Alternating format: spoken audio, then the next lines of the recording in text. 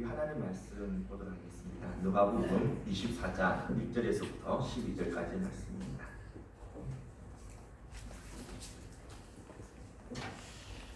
누가복음 24장 1절에서부터 12절까지 말씀 제가 봉독하도록 하겠습니다. 안식 후 첫날 새벽에 이 여자들이 그 준비한 향품을 가지고 무덤에 가서 돌이 무덤에서 굴려 옮겨진 것을 보고 들어가니 주 예수의 시체가 보이지 아니하더라. 이로 인하여 근심할 때에 문득 찬란한 옷을 입은 두 사람이 곁에 섰는지라. 여자들이 두려워 얼굴을 땅에 드니 두 사람이 이르되 어찌하여 살아있는 자를 죽은 자 가운데서 찾느냐. 여기 계시지 않고 살아나시느니라. 갈릴리에 계실 때에 너에게 어떻게 말씀하셨는지를 기억하라. 이르시기를 인자가 주인의 손에 넘겨져 십자가에 못 박히고 제3일에 다시 살아나야 하리라 하셨느니라 한데 그들이 예수의 말씀을 기억하고 무덤에서 돌아가 이 모든 것을 열한 사도와 다른 모든 이에게 알리니 이 여자들은 막달라 마리아와 요한나와 야고보의 모친 마리아라. 또 그들과 함께한 다른 여자들도 이것을 사도들에게 알리니라. 사도들은 그들의 말이 허탄한 듯이 들려 믿지 아니하나 베드로는 일어나 무덤에 달려가서 구부려 들다 보니 세마포만 보이는지라 그들 일을 놀랍게 여기며 집으로 돌아가니라. 아멘. 호산나 찬양대에 찬양하겠습니다.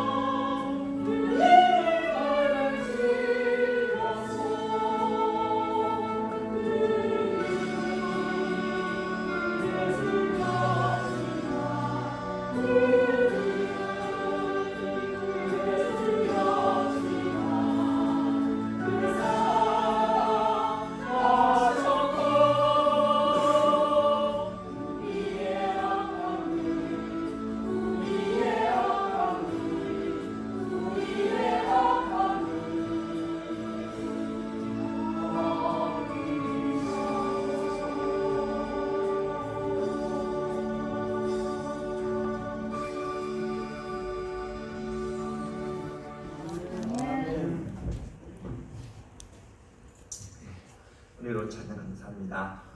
오늘은 예수님께서 죽으시고 부활하신 날을 기념하는 부활절, 부활주일입니다. 우리는 이 부활주일에 기뻐합니다.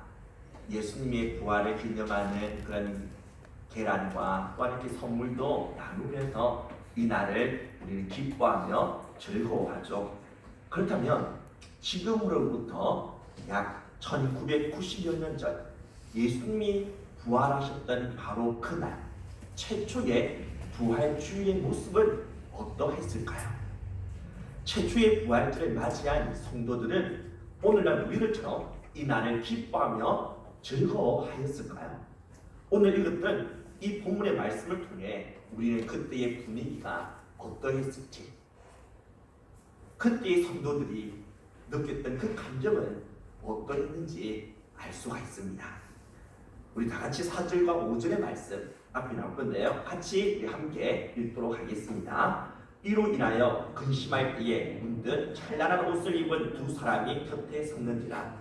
여자들이 두려워 얼굴을 땅이니 두 사람이 이르되 어찌하여 살아있는 자를 죽은 자 가운데서 찾느냐.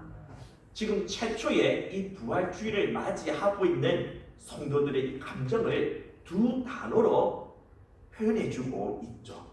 무엇과 무엇입니까? 근심 그리고 두려움의 두려움입니다. 왜 그들은 이 부활주일 아침에 이렇게 근심하며 두려워하고 있을까요? 본문의 말씀을 보면 여인들이 예수님의 무덤으로 지금 찾아가고 있습니다. 그들이 왜 예수님의 무덤으로 가고 있습니까? 이 여인들은 예수님을 사랑했을 뿐만 아니라 예수님을 믿고 따랐던 자들이죠.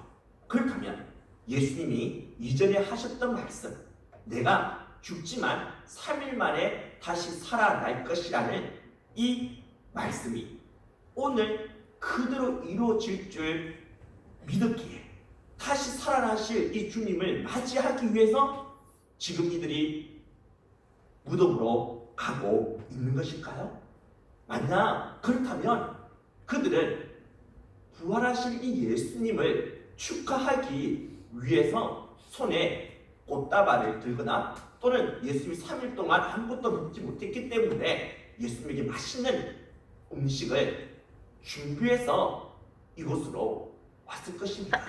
그런데 그들의 손에 쥐어져 있는 것은 이런 꽃다발 같은 것이 아닙니다. 그들이 지금 손에 쥐고 무덤에 온 것은 무엇이냐? 바로 향품이죠.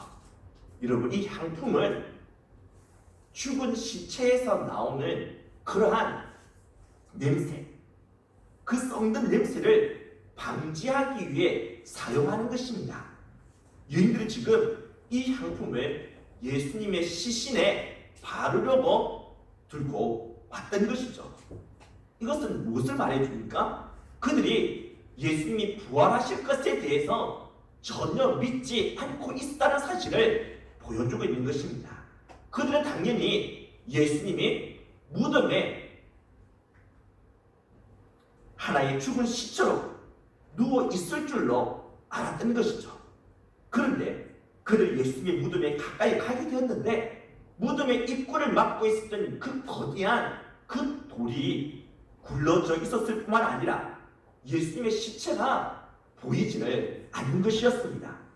이것 때문에 그들은 당혹스러울 수밖에 없었고 또한 근심하게 되어졌던 것이죠. 왜 예수님의 시체가 없는 것일까? 누가 이 예수님의 시체를 훔쳐간 것인가? 아니면 로마 군인들이 예수님의 시체를 다른 곳으로 옮긴 것인가? 아무리 생각해봐도 알 수가 없었습니다. 이렇게 그들이 근심하며 불안해하고 있었을 때 찬란한 옷을 입은 두 사람이 곁에 서서 말을 하는 것이었습니다. 어찌하여 살아있는 자를 죽은 자 가운데서 찾느냐? 지금 하나님께서는 이 천사들을 통해서 그들을 꾸짖고 계셨던 것이죠. 어찌하여 살아있는 자를 죽은 자 가운데서 찾느냐? 이 말은 어찌하여 살아있는 예수님을 죽은 시체로 취급하느냐라고 그들 향해 책망하신 것입니다. 이런 책망의 말을 예수님을 전혀 믿지 않았던 바리새인과 같은 사람들에게 하신 말씀이 아닙니다. 막달라 마리아처럼 예수님이 자신을 치료하시는 그 놀라운 은혜를 직접 경험했던 사람, 그래서 예수님을 따라다니면서 예수님께서 눈먼 자, 안전뱅이, 나병한 자, 이런 자들을 고쳐줄 뿐만 아니라 심지어 죽었던 자도 살려내시는 그런 놀라운 능력을 친히 보고 경험했던 사람, 그래서 예수님을 거저 한 인간으로 보는 게 아니라 진정 하나님이 보내신 자신들의 진정한 구원자로 그렇게 믿고 받아들였던 사람들, 그들 향해 지금 주님이 책망하고 계신다는 것이죠. 그렇다면 우리들은 이러한 책망의 말을 듣고 있지는 않습니까? 막달라 마리아처럼 예수님을 구원자로 믿었고 이렇게 주일에 교회에 와서 예배까지 드리지만 살아있는 예수님을 죽은 시체로 취급하고 있지는 않습니까? 분명히 예수님을 믿는다라고 고백은 했지만 전혀 예수님이 부활하지 못하고 무덤에 묻혀있는 그런 시체로 취급하는 그런 모습을 우리가 지금 보여주고 있지는 않습니까? 아무리 예수님이라도 지금 내가 당하고 있는 이 인생의 이 고난, 이 역경에 대해서는 어찌할 수 없다라고 생각하면서 불안에 떨거나 두려움에 사로잡히거나 심지어 절망하고 있지는 않습니까? 그렇다면 우리들은 예수님을 지금 무덤에 갇혀있는 죽은 시체로 취급하고 있는 것입니다. 또는 우리가 일상 속에서 죄의 유혹 앞에 너무나도 쉽게 넘어지면서 부끄러운 죄를 밥 먹듯이 일삼고 있습니까? 아무도 보지 않는다고 해서 은밀하고 부끄러운 죄를 반복하고 있습니까? 그렇다면 우리들은 예수님을 죽은 시체로 여기고 있는 것이죠. 최초의 부활절에 예수님을 죽은 시체로 취급했던 유인들을 하나님이 책망하셨던 것처럼 오늘 이런 우리들을 향해서도 주님은 책망하실 수밖에 없을 것입니다. 우리가 이 여인들처럼 주님으로부터 책망을 듣는 자가 되지 않기 위해서는 먼저 예수님이 정말 사망을 이기시고 부활하셨음을 믿어야 합니다. 그래서 부활하신 예수님이 지금도 살아계시고 그 살아계신 예수님이 지금 내 곁에서 나와 항상 함께하고 있다는 이 사실, 이것을 절대적으로 믿고 확신해야 합니다. 나와 언제나 늘 동행하시는 예수님에 대한 이 믿음의 첫 출발점은 예수님의 부활 신앙에서부터 시작됩니다. 예수님이 무덤에 갇혀 있는 것이 아니라 무덤에서 살아서 나왔다라는 이 사실에 대한 절대적인 믿음을 먼저 가져야 합니다. 그런데 이 믿음은 아무런 근거도 없는 그러한 맹목적인 믿음이 되어서는 안 됩니다. 우리는 예수님의 부활을 믿습니다. 그런데 그 믿음의 근거가 무엇입니까? 주님은 소망에 관한 이유를 묻는 자들에게 항상 대답할 것을 예비하라고 말씀하셨는데 우리는 부활 신앙에 관한 이유를 묻는 자들에 대해서도 우리가 가진 이 신앙과 이 믿음의 근거를 분명하게 대답해 줄 수 있어야 합니다. 어떤 사람들은 예수님의 부활을 부정하기 위해 다음과 같이 말하는 것을 볼 수가 있습니다. 예수님이 죽고 난 뒤에 제자들이 예수님이 부활하셨다라는 말에 그 많은 사람들이 사실로 믿고 받아들일 수 있던 이유는 그 시대 사람들이 무지하고 무식했기 때문이다. 그때 당시 사람들은 과학적인 지식이 없었기 때문에 마술적이거나 초자연적인 이야기에도 쉽게 넘어갈 수밖에 없었다. 그래서 죽었던 자들이 되살아나는 마술 같은 이런 이야기에도 얼마든지 이것이 가능하다라고 믿고 있었기 때문에 예수님이 부활했다는 이 말을 그들이 사실로 믿고 받아들이게 된 것이다. 여러분이 보기에는 이 말이 그럴듯해 보이십니까? 전혀 그럴듯하지 않습니다. 그때 당시 복음을 받아들였던 사람들을 우리는 크게 두 부류로 나눌 수가 있습니다. 한 부류는 헬라의 헬레니즘 사상에 길들여져 있는 사람들과 또 다른 한 부류는 이스라엘의 이런 헤브라이즘 사상에 길들여져 있었던 사람들, 이 둘로 나눌 수가 있습니다. 먼저 헬레니즘의 사상은 철저하게 영혼과 육체를 구분합니다. 영혼은 고상하고 거룩한 것인 반면에 육체는 더럽고 부정한 것으로서 이 영혼을 가두는 감옥과 같은 것으로 그들은 취급하였습니다. 따라서 그들이 이해하고 있었던 구원이란 무엇이냐? 바로 이 육체라는 감옥에서부터 영혼이 나오는 것, 이 감옥인 이 육체에서부터 벗어나는 것이 구원이라 그렇게 그들은 믿었던 것이죠.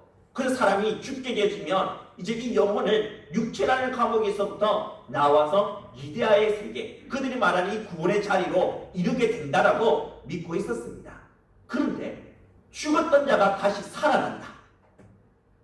이 말은 육체라는 감옥에 갇혔던 영혼이 구원을 받았는데 근데 다시 감옥 속으로, 육체라는 감옥 속으로 들어가는 것이 되고 만다라는 것이죠.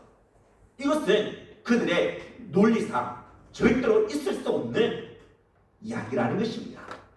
이미 육체라는 감옥에서부터 해방되어지고 이데아의 세계에 들어가서 구원에 이르게 되었던 영혼이 어떻게 다시 육체라는 그 감옥 속에 다시 갇힐 수가 있느냐라는 것이죠.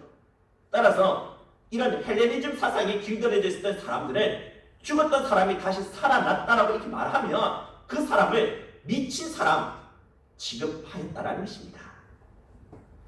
두 번째로 헤브라이즘 사상에 물들어졌던 유대인들은 육체의 부활을 믿기는 믿었습니다. 그러나 언제 부활하느냐? 바로 하나님께서 이 세상 마지막으로 심판하시는 그날, 이 세상의 모든 악을 다 제거하시고 모든 것을 새롭게 하시는 바로 그 날이 되면 육체의 부활이 있게 된다라고 믿었습니다. 이 세상의 최후의 날이 되기 이전에 죽었던 사람이 다시 살아났다고 말하면 그들은 그를 정신 나간 사람으로 취급해버렸습니다. 지금 죽었던 자가 다시 살아났다라고? 그게 말이나 돼? 지금 이 땅에 질병과 아픔, 고통, 죽음이라는 것이 다 사라졌냐? 늑대와 어린 양이 서로 함께 뒹굴며 놀고 있느냐? 그렇지가 않다면 죽었던 자가 다시 살아났다는 이 말은 말도 안 되는 헛소리에 지나지 않아. 그들은 이렇게 말을 한다는 것이죠. 그런데 여러분, 정말 신기한 일이 일어났습니다.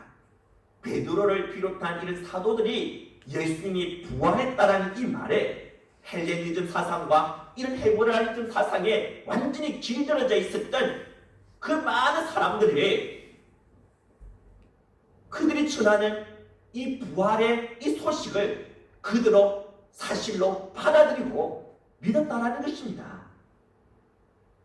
베드로가 설교를 했었을 때 무려 3,000명이나 되는 사람이 예수님이 부활했다는 사실을 그대로 믿고 받아들였을 뿐만 아니라 세례까지 받지 않았습니까?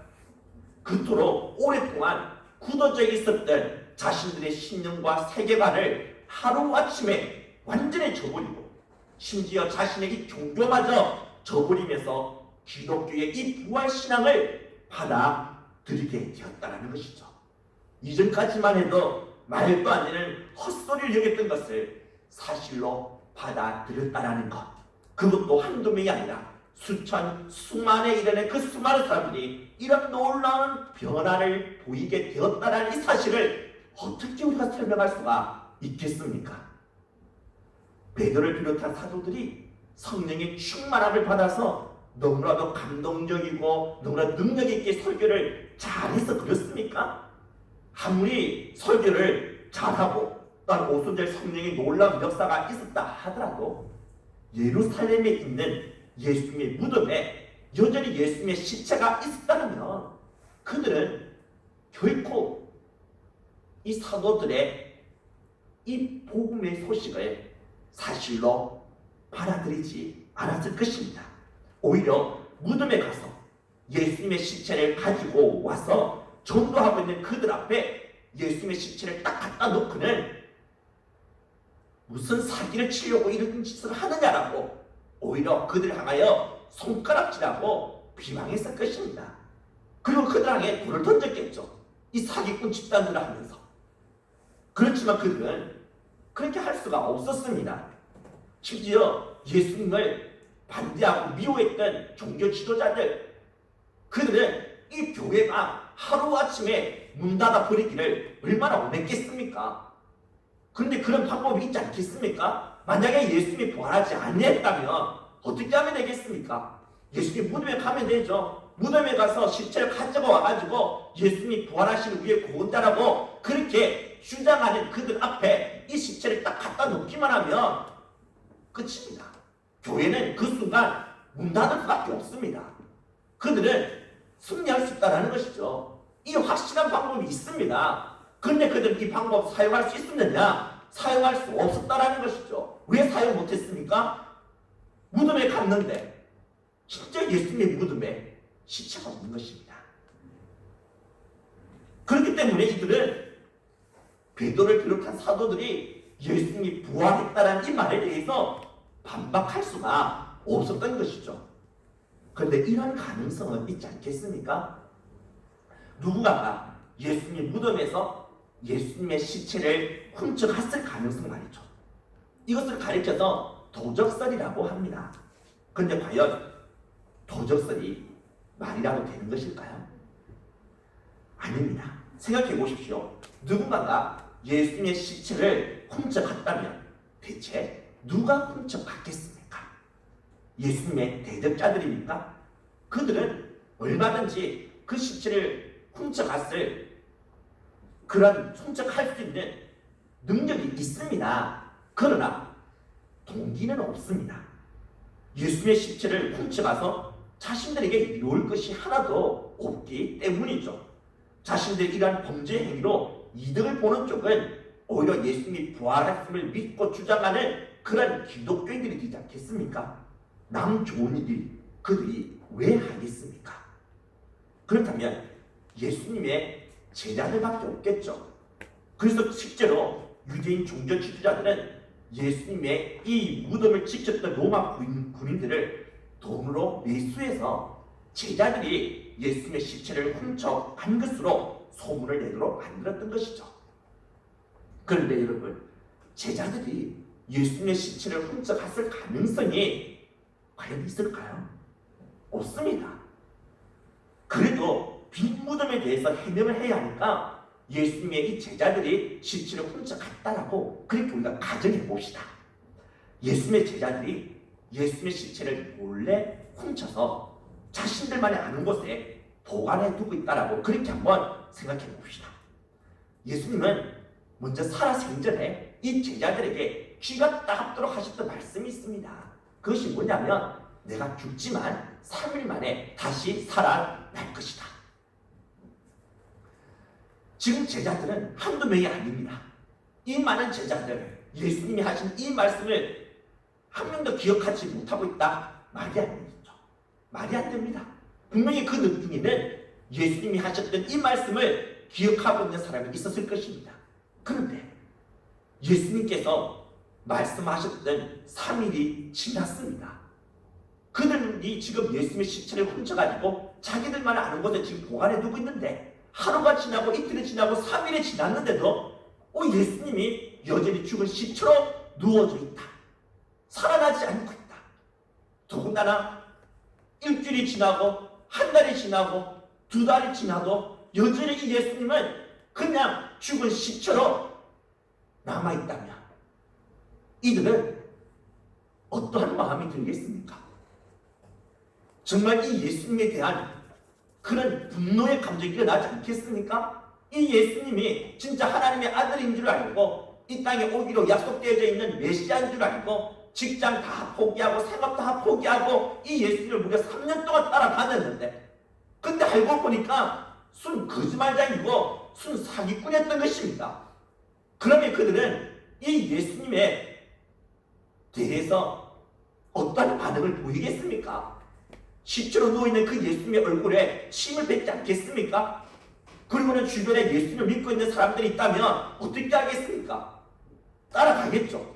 그리고는 절대로 이 예수 믿으면 안 된다라고, 이 사기꾼이라고, 나는 이 예수한테 썩었던 사람이라면서 그렇게 예수 믿는 사람들 믿지 못하게끔 도시락을 싸들고 다니면서라도 그렇게 만들지 않겠습니까? 그런 모습을 보여야 되죠. 그런데 여러분, 제자들 가운데 그렇게 살았던 사람이 한 명이라도 있습니까? 없습니다. 모든 제자들이, 심지어 12제자가 아니라 예수님을 추종하고 따랐던 그 수많은 사람들이 예수님 믿으면 안 된다라고 말한 게 아니라 예수님을 믿어야 한다라고 외치며 살았다는 것입니다. 오늘 이 시대에야 우리가 예수님 믿어야 됩니다 말하면 우리에게 돌아오는 어떤 그러한 핍박이나 박해는 그렇게 없습니다. 예수님 믿어야 된다라고 말해서 우리가 당하는 불이 거의 없죠. 그러나 그 시대는 그렇지가 않지 않습니까? AD 60년과 70년 전 네로 황제가 기독교 박해 정책을 펼쳤습니다. 예수를 믿는 사람들을 잔인하게 고문하고 죽였습니다. 자신의 정원에다가 예수 믿는 성도들, 그들을 말뚝에 박아가서 기름으로 그들을 불태워 잔인하게 죽이는 만행을 저질렀습니다. 예수 믿는 사람들을 온영 전기장에다가 집어넣고는 사자와 호랑이의 밥이 되게끔 만들었습니다. 예수님을 믿어야 된다라고 말을 하면 이렇게 잔인한 고문을 당하고 죽음을 당하게 됩니다. 사랑하는 자신의 가족들과 생이별을 해야만 되고 자신이 이때까지 가지고 있던 그 모든 것들을 다 잃을 수밖에 없습니다. 근데 그들은 예수님을 믿어야 된다, 이 예수님이 하나님의 아들이라고 그렇게 주장하면서 죽음의 길로 나아갔다라는 것이죠. 어떻게 우리가 이 부분을 해석할 수 있겠습니까? 그들이 이렇게 할 수 있던 이유가 무엇이겠습니까? 그들은 실제로 죽었던 예수님이 살아나셔서 자신들 앞에 나타난 것을 직접 눈으로 보았던 것입니다. 예수님의 손에 못자국을 보았던 것입니다. 옆구리의 정자국을 보았던 것입니다. 그리고는 이 예수님이야말로 진짜 하나님이 보내신 하나님의 아들이시고 사망 권세를 이기시는 진정한 우리의 구원자라는 사실을 그들은 절대적으로 믿고 확신하게 되어졌던 것이죠. 그렇기 때문에 그들은 죽음도 두려워하지 아니하고 이 예수 그리스도를 증거할 수 있었던 것 아니겠습니까? 위대한 수학자요 철학자였던 파스칼이 이렇게 말했었죠. 나로서는 목이 잘려 나갔던 증인들의 말을 믿을 수밖에 없다. 가장 탁월한 두뇌와 지성을 가졌던 파스칼이 했던 말입니다. 그렇습니다. 예수님의 증인들이 목숨을 바치면서까지 우리에게 전해준 그 말, 곧 예수님이 죽으셨다가 다시 살아나신 우리의 구원자라는 이 말을 우리가 사실로 믿고 받아들일 수밖에 없다는 것입니다. 예수님은 역사적인 시간과 공간 속에서 실제로 사셨을 뿐만 아니라 실제로 우리를 위하여 죽으셨다가 다시 3일 만에 살아나신 것입니다. 그렇다면 부활하신 예수님이 지금 어디에 계십니까? 지금 우리 안에, 우리 곁에 계시지 않습니까? 예수님께서는 부활하신 후 승천하셨습니다. 그리고 자신을 구주로 믿고 영접하는 자에게 자신의 영인 성령을 통해 우리 안에 거하시게 되었습니다. 부활하신 예수님은 멀리 지금 떨어져 있지 않습니다. 지금 부활하여 살아계신 예수님은 우리 곁에, 내 안에 항상 함께하고 있다는 사실을 우리는 믿어야 합니다. 예수님은 어떤 분이셨습니까? 가난한 자, 병든 자, 소외된 자, 그리고 더럽고 추한 죄인들을 가까이 하시고 그들의 친구가 되어주셨던 분이셨습니다. 그들을 축복하고 안아주셨으며 그들을 고쳐주셨던 분이셨습니다. 이러한 사랑과 긍휼의 예수님이 지금 살아서 내 곁에 계십니다. 더러운 죄인들을 있는 모습 그대로 안아주셨던 예수님이라면 지금 내가 죄로 인해 더러워졌고 추하게 되었다 하더라도 나를 멀리하고 떠나시지 않을 것입니다. 절대로 주님은 그러하신 분이 아니십니다. 오히려 나를 긍휼히 여기시고 불쌍히 여기사 내 곁에서 죄의 고름이 흐르고 있는 나를 따스한 가슴으로 안아주시고 당신이 흘리신 그 십자가의 보혈로 나를 깨끗게 하시며 정결케 하시며 나를 끝까지 사랑의 품으로 안아주시는 분이십니다. 예수님이 살아서 지금 내 안에 그리고 내 곁에 항상 나와 함께 하신다는 사실을 우리는 볼 수 있어야 합니다. 그러면 우리들은 그 어떠한 고난과 역경을 당한다 하더라도 두려워하거나 절망하지 않을 수가 있습니다. 제자들을 두려움에 빠뜨렸던 그 거센 풍랑과 파도마저 잠잠케 하셨던 그 예수님이 지금도 살아계셔서 나와 함께 하시며 내 인생의 배를 책임지시는 선장이 되어주시기 때문입니다. 우리가 부활하신 예수님을 바라본다면 이제 죽음마저 두려워하지 않을 수가 있습니다. 우리가 언젠가는 반드시 죽게 되어지겠죠. 그러나 죽게 된다 하더라도 예수님이 부활의 첫 열매가 되셨기에 예수님 안에 있는 우리들도 예수님의 뒤를 따라 부활의 열매를 맺게 될 것입니다. 예수님이 부활하셨던 그날 그 무덤의 입구를 막고 있었던 돌문은 굴러 떨어져 나갔습니다. 큰 돌문은 무덤에서 완전히 제거되어졌습니다. 그 무덤의 문이 완전히 열려졌습니다. 우리들이 죽으면 여전히 그 무덤의 문 안으로 들어갈 것입니다. 그렇지만 그 문의 빗장을 주님께서 완전히 열어 놓으셨기에 우리도 열린 그 무덤의 문으로 언젠가 주님처럼 살아서 두 발로 걸어서 나오게 될 것입니다. 우리가 죽는다는 것은 열린 무덤 안에 잠시 누워있는 것과 같은 것입니다. 예수님이 재림하시는 그날이 되면 우리도 예수님처럼 열려져 있는 그 무덤의 문 밖으로 나오게 되는 것이죠. 예수님의 빈 무덤으로 말미암아 사망과 죄의 권세는 패하게 되어졌습니다. 죽음은 죽어졌습니다. 죽음은 파괴되어졌습니다. 우리의 죄는 무덤의 그 문을 막고 있었던 큰 돌이었습니다. 그러나 이제 이 죄의 돌문은 예수님이 부활하심으로 완전히 굴러가 버렸습니다. 그래서 성도인 우리들에게 있어서 죽음은 더 이상 어둡고 음울한 동굴도 아니고 지옥의 대기실도 아닙니다. 이제 죽음의 묘지는 우리 성도들에게 있어서 그 무덤은 향기나는 진실이며 천국의 현관과도 같습니다.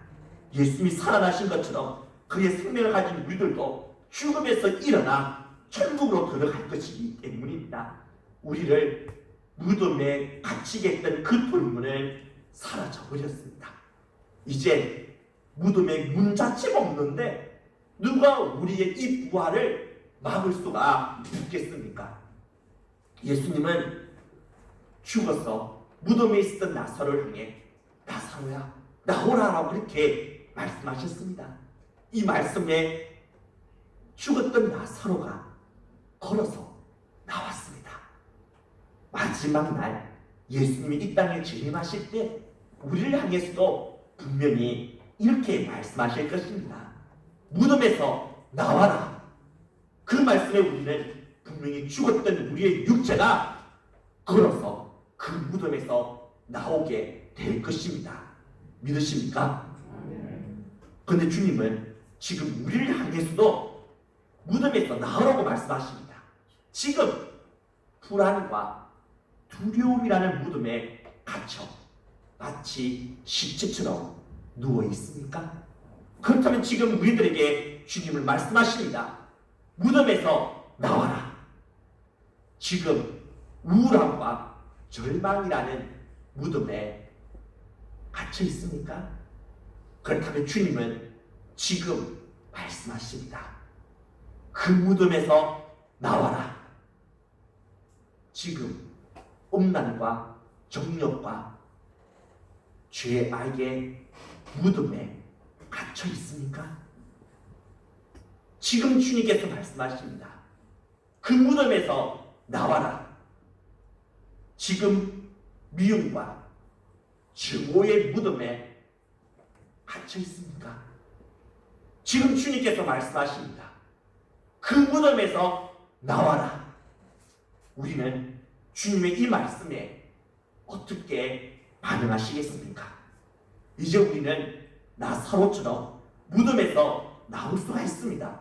예수님이 부활하심으로 죽었던 우리의 이 영혼을 살려주셨습니다. 예수 그리스도 안에 있는 우리들은 이제 옛 사람은 죽었고 새 사람으로 다시 태어났습니다. 그리고 예수님이 부활하셨을 때 우리들의 이 죄라는 이 무덤을 막고 있는 그 돌을 주님께서 다 굴러 나가게끔 만들어 버리셨습니다. 무덤의 입구는 열려졌습니다. 우리가 지금 갇혀있는 그 무덤의 모든 입구는 열려져 있음을 볼 수 있어야 합니다. 그렇다면 이제 우리는 그 무덤에서 나올 수 있지 않습니까?